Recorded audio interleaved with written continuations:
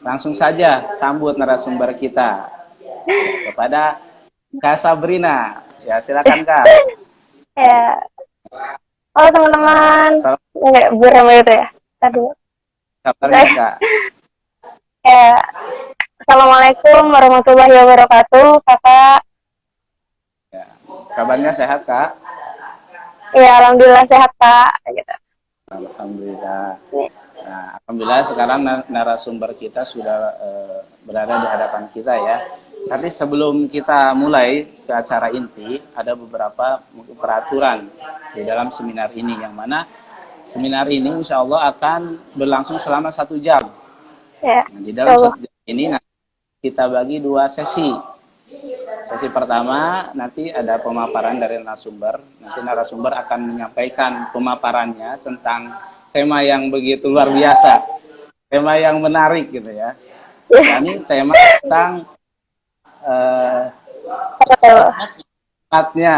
nikmatnya patah hati membuatku sampai waktu. Ya. Luar biasa ya.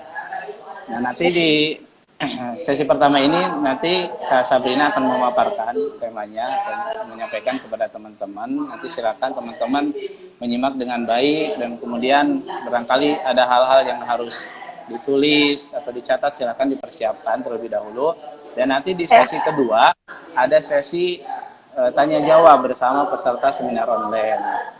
Jadi silakan bagi teman-teman yang mempunyai pertanyaan bisa melalui kolom komentar dan juga melalui nomor admin ya.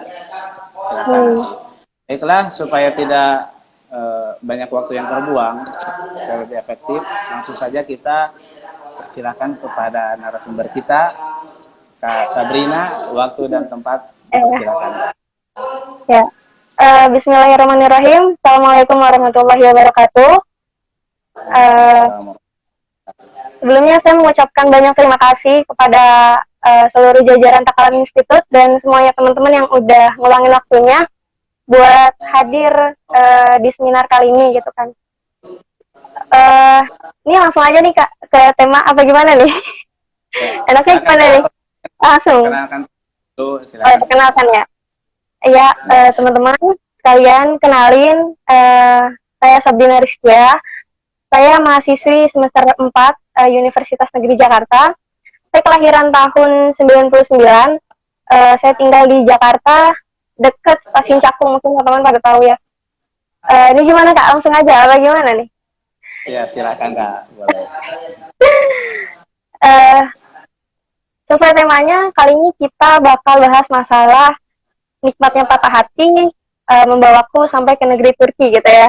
Jadi buat teman-teman yang sekarang mungkin lagi ngalamin patah hati, jangan sampai ngebuat rasa patah hati itu malah ngancurin hidup kalian sendiri gitu. Dan saya ngambil tema ini karena memang saya merasakan bahwa perjalanan saya ke Istanbul benar-benar berawal dari sebuah bentuk kepatah hatian gitu ya teman-teman. Jadi mungkin sekiranya nanti di pertengahan cerita atau penyampaian dari saya ke kalian ada perbedaan pendapat gitu ya, mohon dimaklumi gitu ya, karena kita memang sedang berada di sharing gitu ya. Langsung cerita aja gimana nih Kak? Langsung cerita gitu ya. Ya, langsung cerita. Saya lulus SMA pada tahun 2017 dan ketika itu memang saya tidak memutuskan kuliah karena dari pihak SMA memberikan beasiswa tahfiz Quran selama 2 tahun.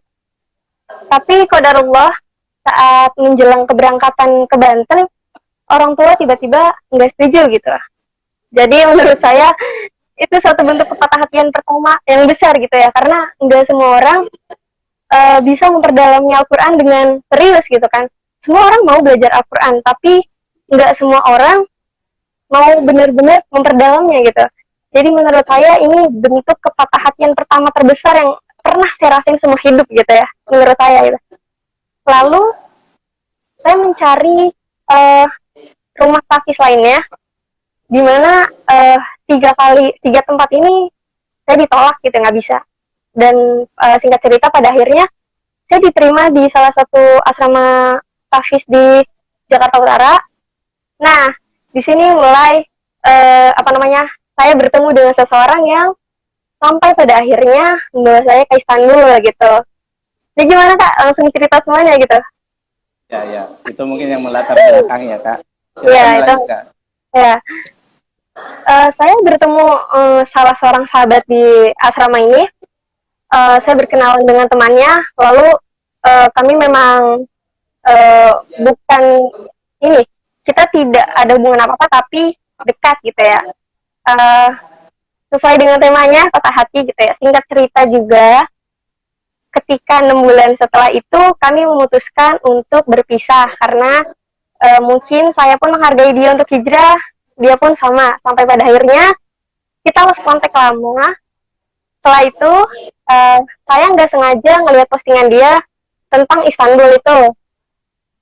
Lalu ya saya coba untuk ngechat kakaknya, kakak-kakak panitianya, dan teman-teman, saat saya mau chat kakaknya itu, kakaknya bilang kalau pendaftaran ke Istanbul itu tinggal 1 hari lagi pendaftarannya.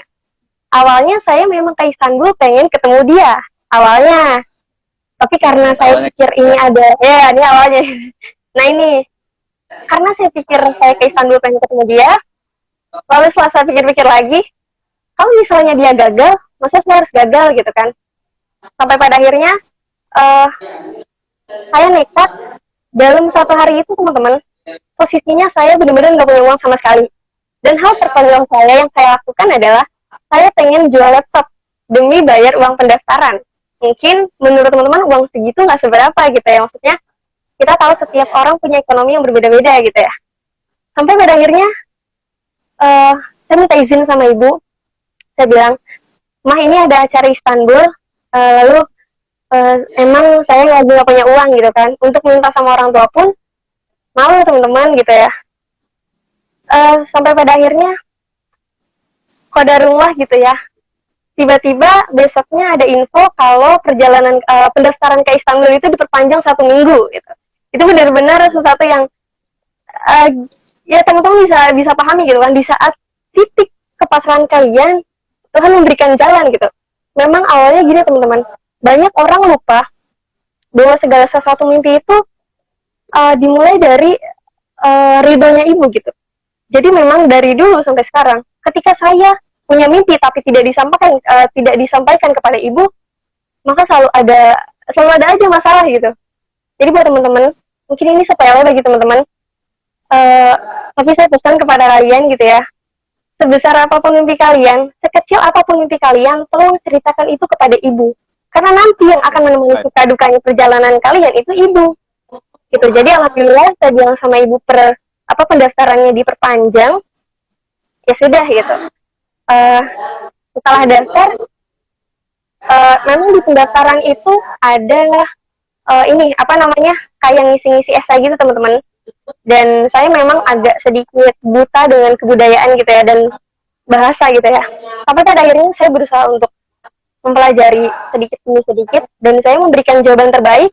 Dan jawaban itu menurut saya, ya memang jawaban itu dari hati gitu. Yang saya tahu, yang saya pahami. Jangan sampai kalian jawab sesuatu itu salah gitu teman-teman. Ini lanjut lagi Kak. Apakah kamu mau ini langsung ngomong? Lanjut. Lanjut. Nanti lanjut dulu, Kak. Lanjut. Kita masih menyimak, menikmati. Oh iya. Lalu setelah itu teman-teman, di saat pendaftaran itu, saya benar-benar tidak berharap untuk lolos karena pikiran saya saat itu adalah intinya saya udah berani maju gitu teman-teman. Karena mungkin saya tipe orang yang terlalu ambisius terhadap mimpi gitu. Mungkin banyak orang-orang bilang jangan terlalu ambisius sama mimpi dunia gitu. Tapi prinsip saya adalah tidak ada yang salah sama mengejar mimpi dunia selama prestasi akhirat itu tetap menjadi prioritas terbaik di di kehidupan kalian gitu. Jadi kalau ada yang bilang jangan terlalu ambis sama dunia, jangan terlalu ngejar prestasi dunia karena nggak dibawa mati. Saya agak keliru dengan kalimat ini teman-teman. Banyak orang bilang kesuksesan itu tergantung dari kehokian, keberuntungan. Dan saya sangat bukan menentang banget sih. saya keliru dengan kalimat ini. Kenapa? Yang saya yakini adalah apapun yang terjadi sama saya, sama teman-teman saya, sama kalian, itu bukan karena keberuntungan teman-teman, tapi memang sudah takdir yang sudah maksudnya apa, takdir yang sudah digariskan sama Tuhan gitu. Jadi kalau misalnya teman-teman tahu teman-teman kalian lolos SBM, lolos kuliah dan lain sebagainya, bukan karena dia itu beruntung, bukan teman-teman. Memang takdir itu sudah Tuhan tetapkan untuk dia gitu. Jadi pada intinya adalah di sini nikmatnya patah hati ya. Salah satu nikmat terbesar adalah nikmat patah hati gitu ya. Kenapa? Kalau bukan karena patah hati, kita nggak akan pernah tahu gimana kita berharap sama Tuhan sebaik-baiknya. Kalau bukan karena patah hati, kita nggak akan pernah tahu nikmatnya belajar sama kerja keras. Kalau bukan karena patah hati, kita nggak akan pernah tahu rasa syukur itu gimana. Banyak orang beranggapan bahwa kepatah hatian itu sesuatu yang permanen, abadi. Pada intinya semua orang itu teman-teman punya jatah gagalnya masing-masing. Kalau teman-teman beranggapan, Kak, saya takut gagal untuk meraih sebuah mimpi. Teman-teman, kalau saat itu Insinyur Soekarno tidak mendeklarasikan kemerdekaan di tengah penjajahan, mungkin Indonesia nggak akan ada. Gitu. Kalau saat itu Sunajaya tidak mendeklarasikan e-commerce-nya, mungkin Tokopedia nggak akan ada. Jadi pada intinya adalah jangan pernah takut gagal, teman-teman. Setiap orang punya jatah gagalnya masing-masing. Dan jangan jadikan keberhasilan orang lain itu sebagai acuan kalian. Karena nggak semua bunga itu tumbuh bermekaran sama gitu. Jadi pada intinya seperti itu, teman-teman. Mungkin kakaknya ada yang mau dipertanyakan, kakak? Oh, ya mungkin gini, Kak. Ketika seseorang itu sudah merasakan contohnya patah hati ya. Jadi faktor apa yang membuat seseorang itu takut gitu untuk dia bangkit dalam keterpurukannya? Kadang kan seorang kalau misalkan udahlah saya udah seperti ini, jadi takut untuk bangkit itu. Jadi faktornya apa? Dan kemudian apa yang harus dilakukan supaya kita itu emang benar-benar bangkit lagi gitu untuk mewujudkan mimpi-mimpi itu gitu. Gimana, Kak? Kalau versi saya saat saya merasa bangkit, pertama ini mungkin agak berbeda sama teman-teman ya. Saya selalu nonton video-video motivator di YouTube gitu kan, karena menurut saya kita itu tumbuh karena informasi gitu. Kita tuh bertumbuh sesuai persepsi kita. Jadi kalau saya sedang merasa lagi terpuruk, saya akan buka YouTube kayak misalnya YouTuber yang seperti siapa ya, analisa gitu-gitu. Jadi memang acuan saya adalah saya melihat dulu, saya punya informasi dulu. Saat saya punya informasi, maka saya akan bisa melakukan sesuatu itu gitu. Jadi nggak asal langkah gitu. Gimana pun kita harus tahu, teman-teman, kita harus sistematis melakukan sesuatu gitu. Ya. Lanjut, Kak? Ya lanjut, silakan Kak, lanjut. Lalu sebentar. Apa tujuan saya keluar negeri gitu kan? Banyak orang bilang keluar negeri itu cuma buat nambahin feed Instagram doang gitu kan.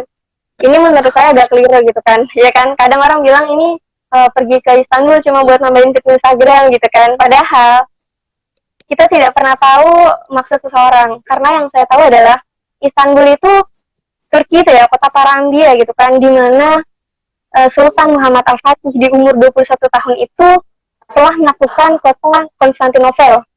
Dan saya tertarik mempelajari ini gitu. Dimana saya pernah berharap sama Allah, waktu itu memang saya sempat hampir gagal Kak ke Istanbul. Karena waktu di bandara itu ternyata ada sesuatu yang bermasalah, detik-detik 1 jam pengen berangkat, pengen flight gitu kan. Sampai pada akhirnya, iya sebelum berangkat memang hampir gagal gitu kan. Karena pihak ada kesalahan dari kisahnya kalau nggak salah. Sampai pada akhirnya saya bilang sama ibu, saya benar-benar sudah berada di titik kepasrahan. Saya bilang sama Allah, ya Allah, jika memang Istanbul adalah tempat terbaik untuk aku belajar gitu, tolong permudahkan gitu. Karena memang pada dasarnya teman-teman, ini yang suka kita lupa gitu. Saat kita ngejar dunia atau ngejar mimpi, kita lupa buat cross check diri kita sendiri gitu. Kadang kita fokus sama mimpi-mimpi tanpa cross check diri. Seperti yang kita tahu, seperti halnya jodoh gitu ya. Tuhan tidak akan memberikan jodoh kepada seorang hamba ketika hamba itu belum pantas atau belum layak menerimanya gitu. Jadi kalau misalnya kalian gagal, itu bukan berarti kalian salah dalam melakukan sesuatu, bukan juga teman-teman. Kadang ada sesuatu yang harus kita sadari, misal kita tahu tujuan kita ke luar negeri itu tinggi, sebuah mimpi besar. Berarti resikonya adalah kalian harus siap belajar ekstra, doa ekstra.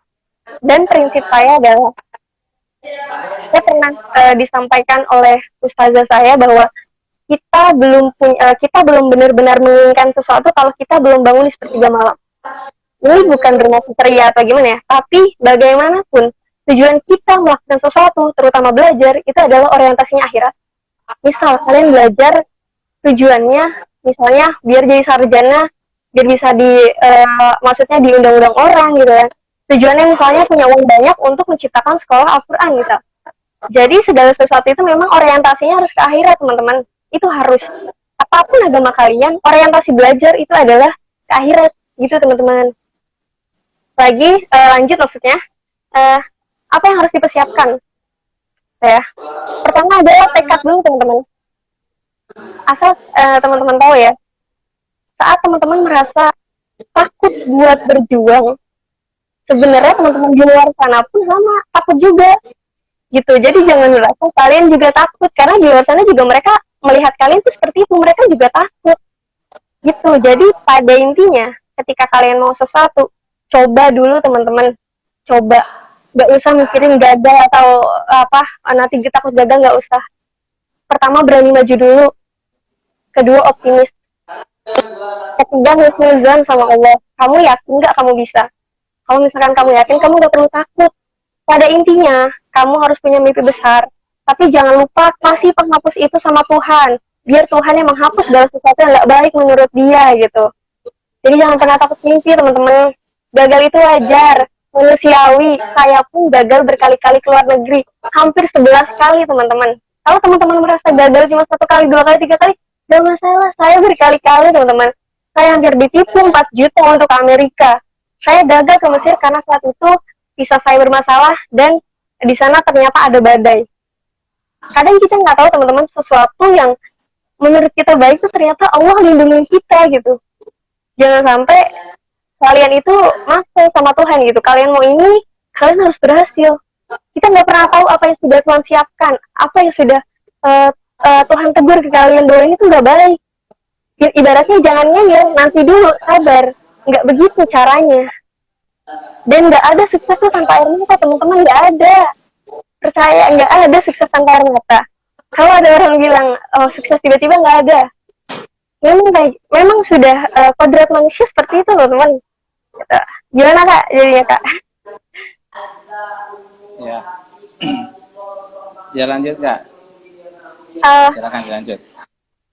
Di sini saya memberi pesan teman-teman. Bagaimana jika takut gagal?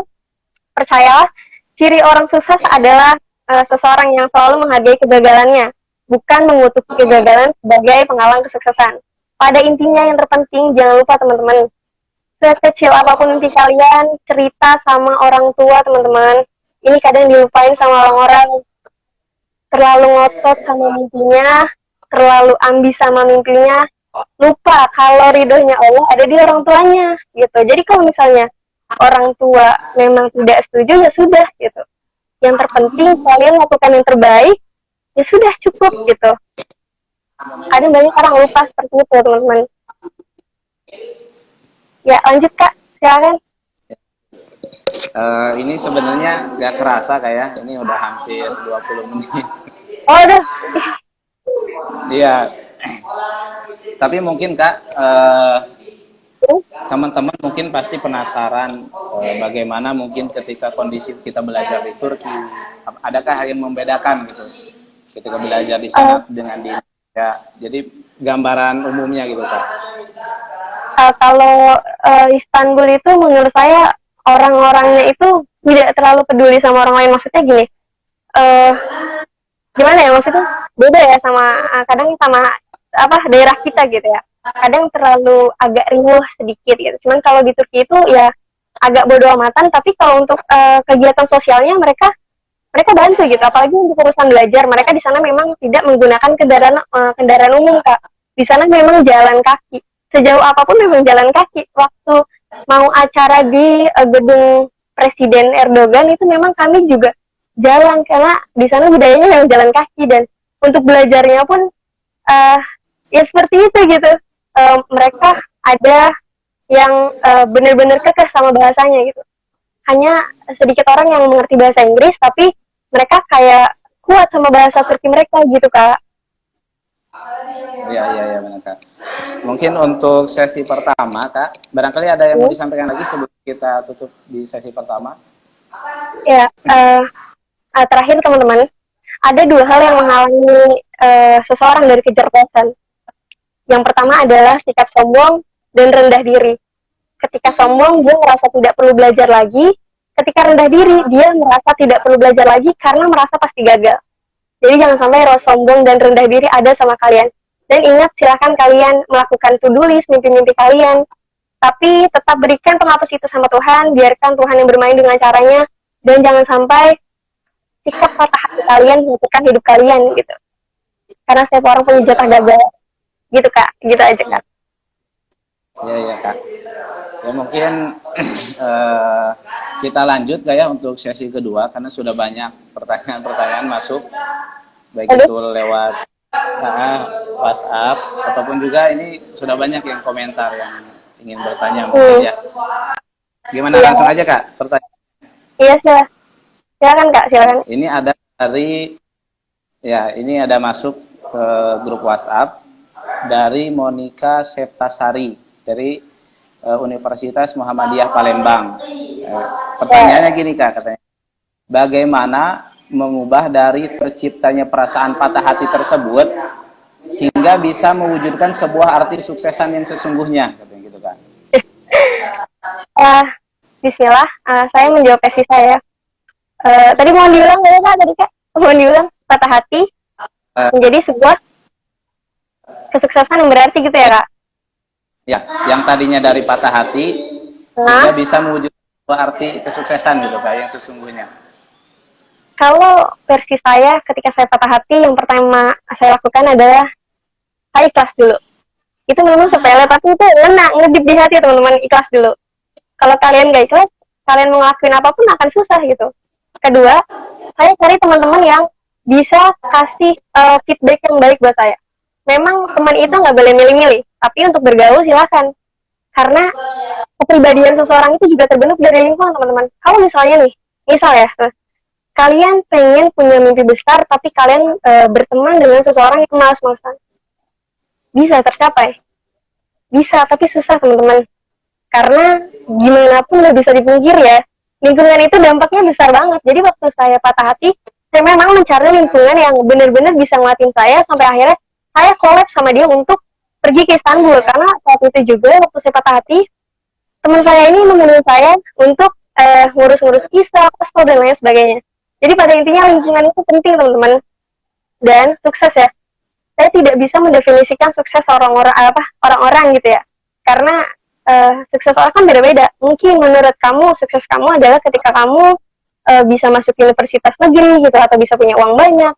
Beda sama saya misalnya gitu. Jadi untuk masalah kesuksesan sendiri-sendiri itu tergantung sama kamu. Keluarga harmonis pun itu sebuah kesuksesan loh teman-teman.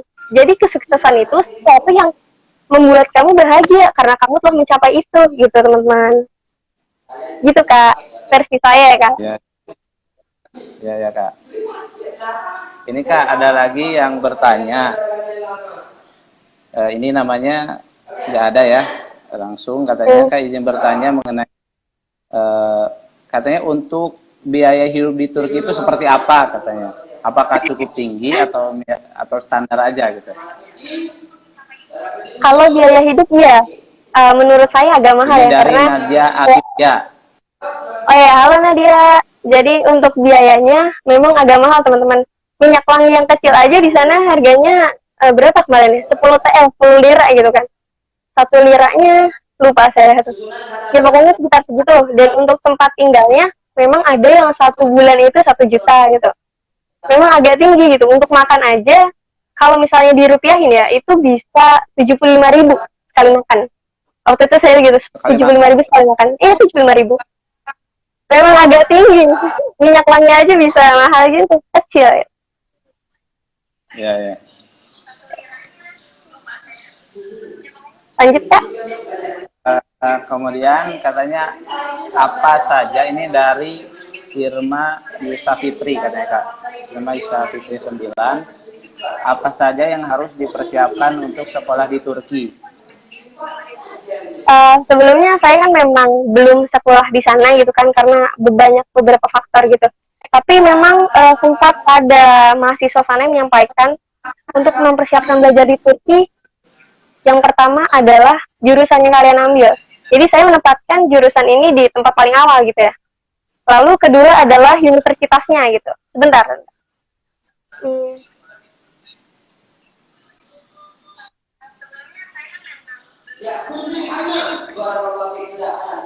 Lalu kalian minta surat rekomendasi dari profesor atau dosen ya yang mungkin dekat sama kalian, karena surat rekomendasi itu penting juga tentang profesor ini atau dosen ini menjelaskan tentang kalian gitu. Lalu ada catatan akademik teman-teman. Meskipun nggak bisa dipungkiri kita nggak boleh ngejar nilai akademik, tapi pada intinya memang akademik itu benar-benar dibutuhin banget teman-teman. Jadi jangan sampai kalian terpengaruh omongan teman-teman yang jangan terlalu ngejar nilai itu. Itu menurut saya agak clear ya, karena gimana pun gitu kan mimpi kalian sama mereka tuh beda gitu. Jadi tetap nilai akademik harus baik dan bagus. Juga pengalaman organisasi teman-teman. Lanjut Kak. Ya, kemudian ada dari Muslihat Amalia katanya Kak. Kak, bagaimana kita itu untuk meyakinkan diri kita bahwa kita itu bisa untuk mengejar mimpi-mimpi kita gitu. Yang saya yakini adalah Tuhan memberikan apa yang sama semua orang sukses. Contohnya almarhum B.J. Habibie atau orang-orang sukses lainnya, Albert Einstein. Kita diberikan waktu yang sama, 1 hari 24 jam. Tapi tergantung kalian mau gunain waktu itu atau enggak. Saat kalian malas belajar di sana, orang-orang di luar sana itu lagi lagi progres gitu buat gapai mimpinya. Jadi ini mungkin agak sepele, tapi sebenarnya ngedip di hati gitu kan. Saat saya malas, saya mikir, kalau saya malas di luar sana orang-orang pada berjuang untuk gapai mimpinya. Gitu teman-teman. Gitu sih Kak, itu memang agak ngedip. Lanjut Kak. Ya, silakan Kak. Sekali yang masuk. Kemudian ada dari Ariel Husni Agnia dari Man 1 Tasikmalaya. Katanya bahasa apa yang digunakan oleh kebanyakan orang Turki di sana dalam keseharian, contoh dalam rapat dan sebagainya, mungkin dalam kondisi formal ya, dalam kumpul-kumpul formal. Jadi apa ya bahasanya, bahasa yang digunakannya? Kalau di sana memang lebih dominannya mereka tetap kekeh sama bahasa Turki. Karena waktu saya bilang permisi pakai bahasa Inggris di sana, mereka itu diem aja. Saya nggak tahu mereka nggak paham atau memang tidak menggunakan gitu kan. Jadi sebisa mungkin saya juga pakai Google Translate teman-teman gitu. Jadi saya juga masih belajar. Jadi saya menghafalkan kalimat-kalimat yang umum, misalnya kayak maaf, minta tolong, dan terima kasih gitu. Jadi kalau misalnya lagi di trampi gitu ya, saya bilang permisi pakai bahasa Turki gitu. Jadi ya udah, jadi mereka ngerti gitu. Kalau kita ngomong bahasa Inggris, mereka cuma cengol gitu. Maksudnya ngelihat ke saya pun cengol, saya bingung. Entah mereka yang tidak menggunakannya atau memang gimana gitu. Jadi memang lebih ke Turki, bahasa Turki gitu. Ya. Ini juga ada pertanyaan Kak dari Hilma Hayati dari Universitas Galuh Ciamis. Ini pertanyaannya agak apa nih? lucu juga ya.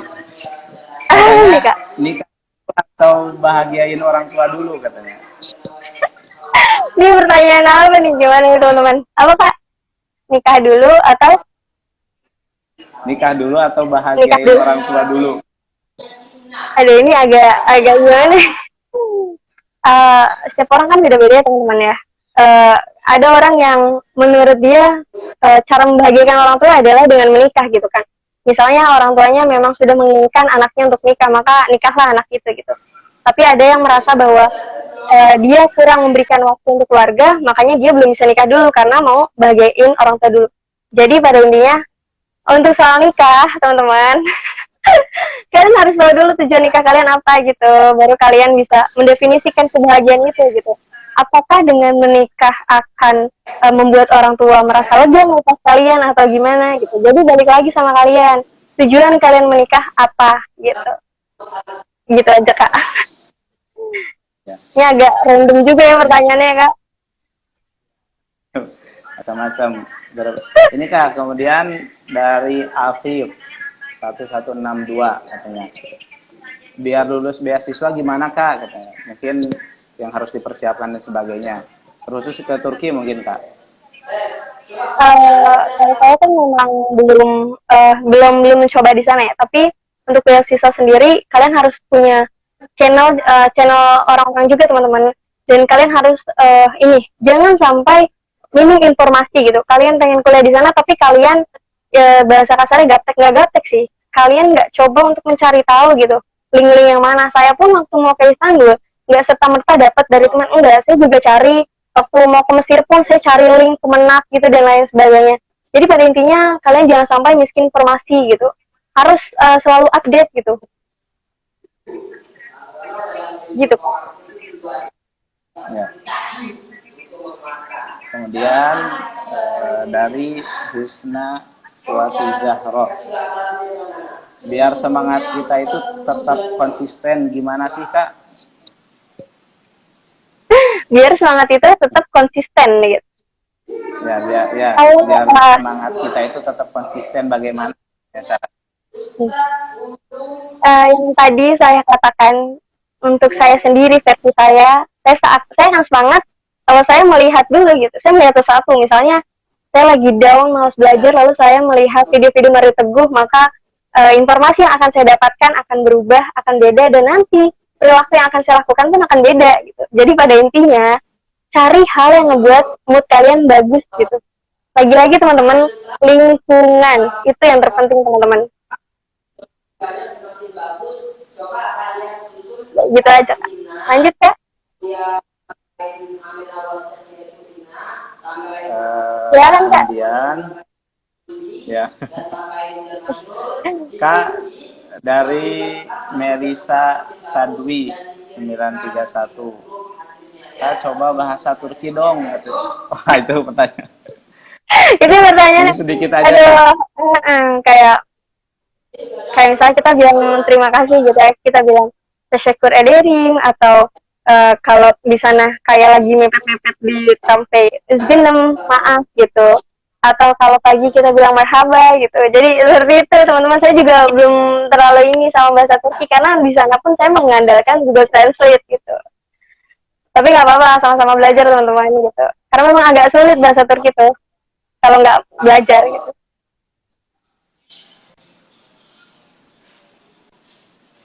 Silakan Kak. Kemudian dari Desta Andriani 9275, Kak kalau mau mencari beasiswa biasanya di mana? Oh iya teman-teman yang nanti masuk grup ya, insya Allah saya ada e-book tentang beasiswa ke luar negeri. Itu ada sekitar 368 halaman dan itu banyak kampus-kampus dan cara kalian dapetinnya. Jadi memang sudah detail ya, kayak misalnya kampus di Inggris, di situ sudah dijelaskan untuk persyaratan dan lain-lainnya. Jadi nanti teman-teman mungkin bisa japri saya aja gitu ya, entah di DM atau WA. Nanti akan saya kirim e-booknya. Ya. Berarti nanti insya Allah ada di grup ya? Iya ada. Kemudian dilanjut Kak ya? Masih ada. Ya. Dari Raffi 10. Apakah teman bisa mempengaruhi untuk kesuksesan kita? Kenapa Kak? Ulangi. Apakah teman bisa mempengaruhi untuk kesuksesan kita? Kalau menurut saya bisa. Ketika saya tahu, saya tidak membeda-bedakan teman, tidak. Ketika saya tahu saya punya mimpi besar, maka saya harus membatasi waktu bermain saya dengan teman-teman. Dan untuk sementara beralih ke teman-teman yang lainnya. Bukan karena datang ada butuhnya, bukan. Bukan seperti itu teman-teman. kita kan bilang kita nggak boleh milih-milih teman, tapi untuk urusan pribadi masalah mimpi dan lain-lainnya kita punya hak buat milih gitu. Jadi kalau saya pribadi ya teman bisa mempengaruhi. Kalau misalnya saya tahu tujuan saya ke Istanbul, tapi saya bermain sama orang-orang yang mungkin belum mau ke sana, maka akan sulit untuk ke sana gitu teman-teman. Ini kakaknya pending atau gimana ya? Ya, ada kendala kak? Ya tadi ada kendala sedikit. Dan ini Kak ada pertanyaan juga, bagus juga dari Sabrina Dwi Ramadan dari Udarul Fikri katanya. Jadi seperti ini Kak, katanya ketika kita itu ingin bermimpi, kita ingin mencoba banyak beberapa hal, terkadang orang itu selalu melemahkan kita, gitu. Bahkan sampai kita itu berpikiran putus asa. Ini agak ada kendala dikit ya kak ya? Ini kayak ada kendala nih. Ya untuk masalah putus asa ya teman-teman. Kalau saya pribadi, saya sudah tidak mau lagi dengerin kata orang-orang yang menurut saya kita tidak butuh nasihat itu. Maksudnya bukan berarti kita menolak nasihat-nasihat yang baik, bukan. Kalau misalnya omongan itu akan menjatuhkan gitu, toh seperti halnya hidup dan mati gitu kan. Kalian dihisap sama Tuhan itu sendiri, kalian punya kesempatan untuk memperbaiki itu sendiri, jadi jangan sampai kalian kalah sama keadaan. Apalagi omongan orang-orang yang nggak penting teman-teman. Sebentar ya teman-teman, kayak ada kendala. Ini kakaknya nggak ada nih.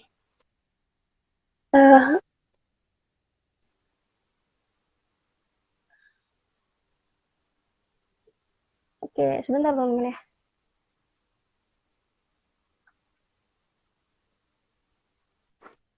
Oke. Udah. Ada kendala ya kak ya? Ya Kak. Ya. Oh iya tadi ada. Iya, nggak apa-apa. Ya. Ini kemudian Kak ada lagi pertanyaan dari Dina Nurdiana dari SMA Plus At-Tihad. Katanya apakah di Turki kita dapat aktif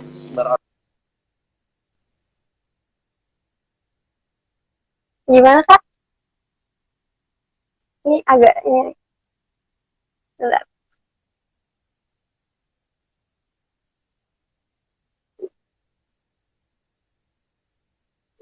Ini maaf ya teman-teman, agak ada kendala nih di kakaknya nih.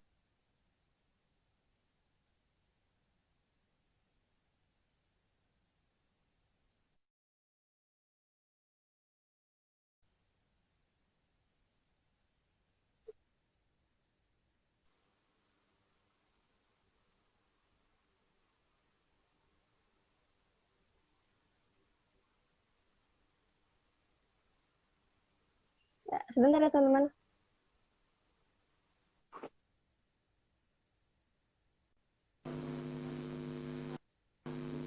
Ya, gimana kak? ya Kak? Udah bisa ya? Ini maaf juga untuk teman-teman. Ini tadi ada kendala di HP-nya ya.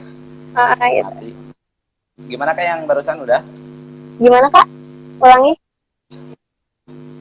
Ini tadi untuk apakah di Turki bisa berorganisasi kita di sana? Bisa banget, di sana banyak. Nah ya di sana sama seperti halnya mahasiswa yang lain teman-teman.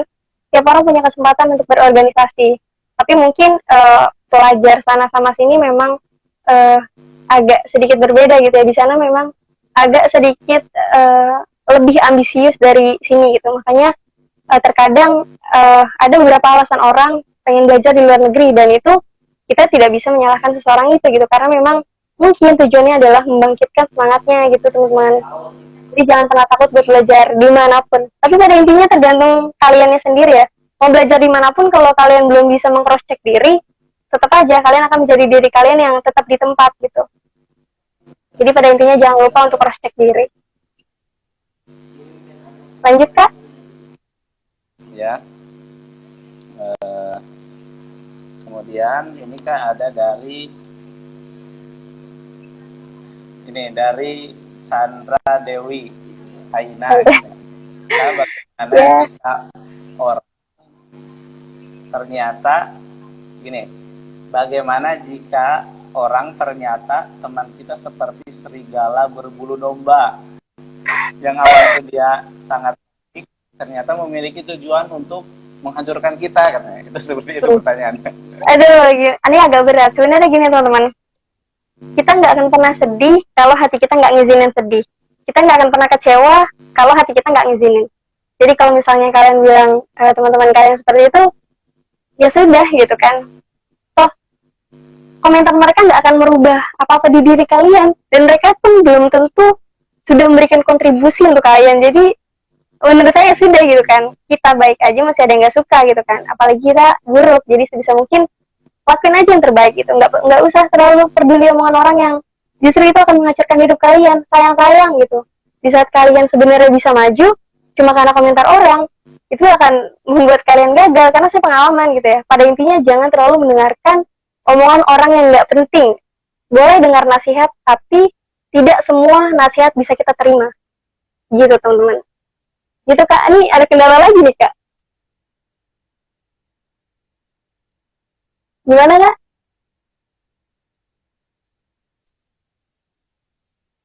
Iya enggak, ini sinyalnya nih Kak, nih. Apa nih Kak, izin.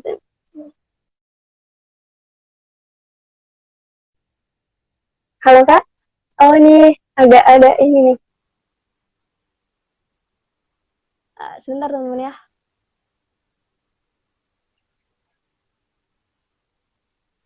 Oke.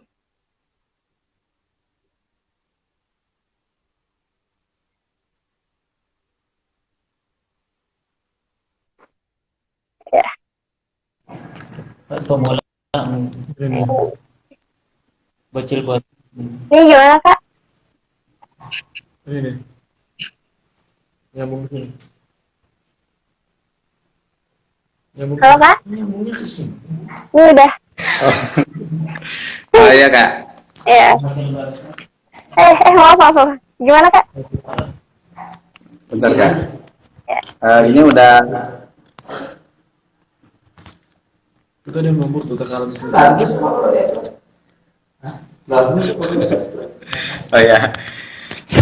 Mungkin Kak, ini sebenarnya banyak sekali dari teman-teman yang masuk untuk pertanyaan, tapi mungkin karena keterbatasan waktu, jadi untuk seminar sekarang dicukupkan sekian dulu, dan mungkin nanti ada beberapa pertanyaan yang belum terjawab, nanti kita bisa ditanyakan langsung ke Kak Sabrina, bisa ke Instagramnya atau bisa ke HP-nya, atau bisa juga nanti kita buka diskusi di grup WhatsApp ya. Nah, alhamdulillah sekarang seminar malam hari ini mungkin dicukupkan sekian. Terima kasih juga kepada para peserta yang sudah bergabung. Kita malam ini banyak sekali pelajaran dan ilmu yang kita dapatkan ya dari Kak Sabrina, luar biasa. Nanti insya Allah kedepannya juga kita buka lagi untuk seminar yang kelanjutannya gitu Pak ya. Nah sebelum kita tutup, nanti juga bagi teman-teman yang peserta seminar online, nanti juga kita ada giveaway ya, ada hadiah bagi nanti kita ada bagi pembuat testimoni terbaik. Jadi silakan bagi peserta untuk membuat testimoni terbaik dalam bentuk video 1 menit. Nanti bisa dikirim ke admin admin seminar. Bagaimana yang didapatkan, apa aja yang didapatkan, terus pesan kesannya mengikuti seminar ini. Bisa nanti dalam video 1 menit dibikin, kemudian dikirim ke admin ya. Nanti ada hadiahnya insya Allah. Insya Allah ada. Kemudian nanti Allah dapat juga PowerPoint Kak Sabrina ya. Iya, PowerPoint-nya nanti insya Allah saya kirim. Ya nanti ada juga hadiah yang lainnya, nanti kita akan umumkan untuk hadiahnya di grup. Mungkin segitu dulu Kak. Ya, ada yang ditambahkan lagi? Begitu aja sih intinya. Teman-teman selamat berjuang, jangan pernah takut bermimpi, jangan pernah takut gagal, karena setiap orang punya jatah gagal masing-masing. Get exchange, kamu punya kesempatan banyak orang di luar sana yang mau juga punya posisi di tempat kalian. Jadi jaga lingkungan kalian, jaga semangat kalian, jangan sampai patah cuma karena patah hati gitu. Gitu aja Kak. Ya. Baik, teman-teman, dicukupkan sekian dulu. Terima kasih atas ikut serta atau kontribusinya. Mudah-mudahan kedepannya kita bisa mengadakan lagi seminar, dan insya Allah pasti ada. Nanti untuk beberapa hari ke depan ada lagi seminar dan terus menerus ya. Tetap semangat untuk teman-teman juga. Ya, Selamat berjuang. Sekian, terima kasih juga ke narasumber Kak Sabrina atas waktunya, atas ilmunya. Mudah-mudahan senantiasa diberikan ilmu yang bermanfaat. Amin. Terima kasih. Mungkin dicukupkan sekian. Assalamualaikum warahmatullahi wabarakatuh. Waalaikumsalam warahmatullahi wabarakatuh. Simpan ya. Gini.